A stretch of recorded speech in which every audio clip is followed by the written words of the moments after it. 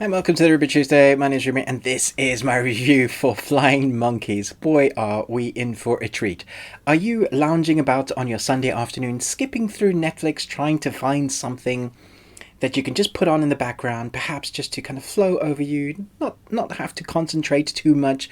Or are you perhaps looking for a really terrible film that's so bad it's good? Well, have I got a movie for you? Kind of, because it might just be so bad it's bad.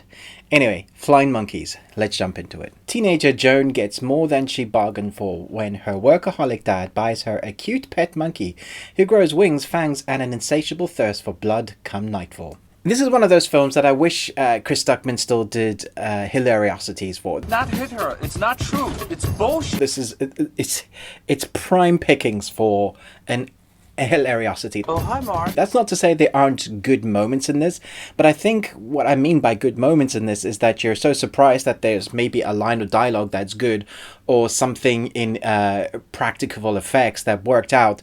It's because everything else is bad. So when you see something that's kind of subpar, you're like, whoa, that's amazing. Because dang, there's a lot of issues in this film. An example, a pizza boy rides up on his bicycle. He's delivering a pizza. The guy says, oh, thanks for this pizza. Here's the money. And he opens up the box to look at the pizza. Half of the pizza's gone. So I can only imagine that this pizza was part of the crew's food for the day and they didn't get a new one. And instead of cutting it so that you couldn't see that the pizza was not in the box, they showed half an eaten pizza, which was just bizarre, never addressed it. There's things like that throughout the film that just made me smile and giggle.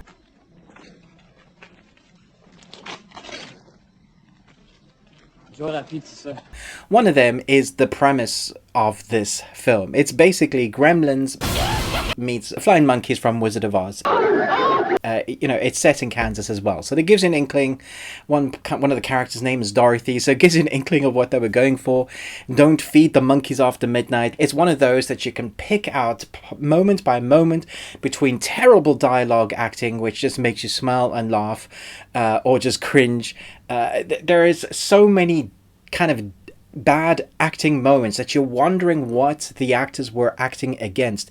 They're often sharply cut from one moment to the next. So an actor will be acting versus a let's talk about the monkey on screen, and it's a deliberate 180 cut to the other side, which often means that they didn't film them in sync, which is fine if you're timing it right in the edit, but it's so jarring occasionally. This is your new bed. No more cages, okay? Yeah, you like it?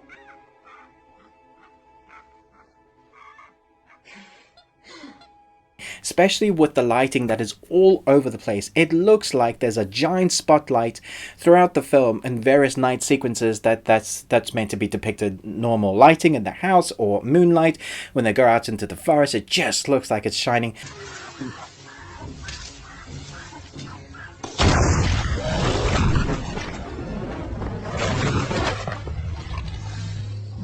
Done and done. I should be careful because I've never produced a full feature film. I've worked on feature films. I've not produced one myself. I've done short films.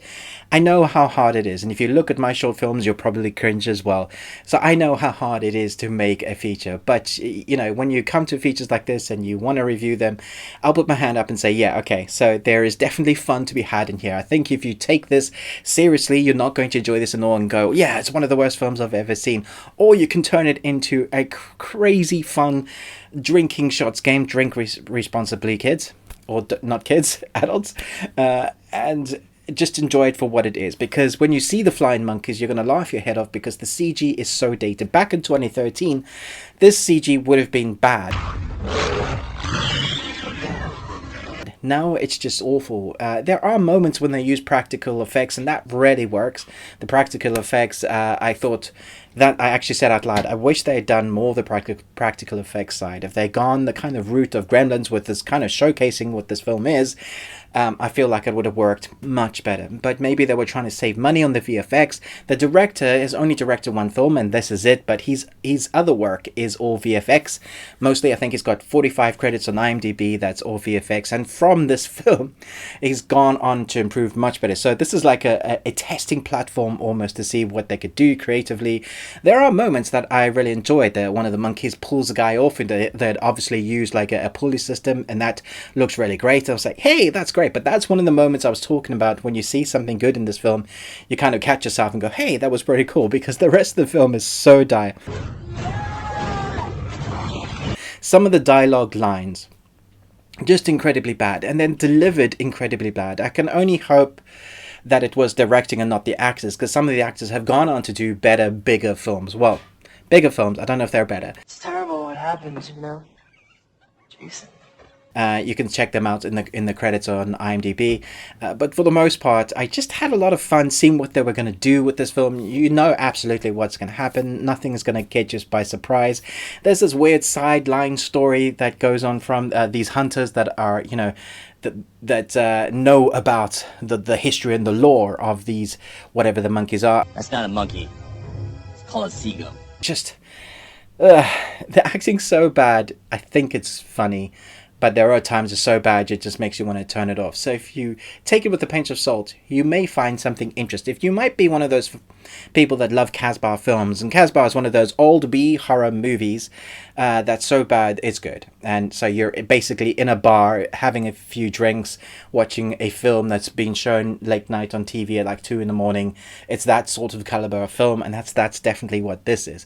Definitely a sort of Sunday afternoon film or late night film when you're skipping through, you finally can't be bothered to choose anything, and you let it settle on whatever it is, and you happen to come across flying monkeys, and then you're like, for some reason you've stayed and watched it, and now somehow it's drawn you in because it's so bad you want to know what's going to happen with the damn flying monkeys. Yeah, it's that. Or you could just go back and watch The Wizard of Oz or Gremlins. Let me know what you thought about this film in the comments below. Are you going to check it out? It's on Netflix now. It's amazing. Thanks so much for watching this, but most of all, until next time, remember, live long Tuesday. I forgot to rate this. I'll give it an E for exempt. Bye.